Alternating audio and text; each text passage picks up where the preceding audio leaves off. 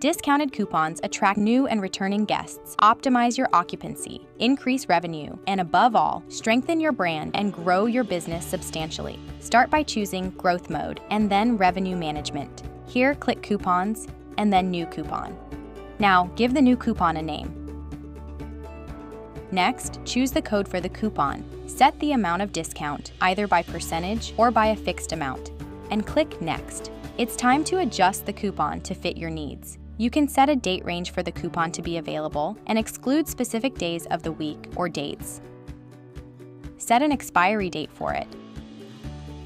Set up a limit of times it can be used, the minimum number of nights required when making a reservation, and the maximum nights the guest can book with the coupon. When done, click Next. Finally, assign this coupon to all of your listings or only to some of them by clicking here and selecting the relevant listings. Now click Done and then Create Coupon, and your new coupon is ready to go.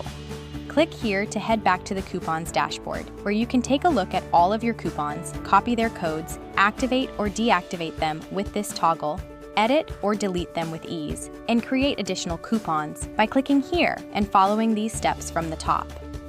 If you want to learn more, feel free to continue browsing our Help Center. Thanks for watching.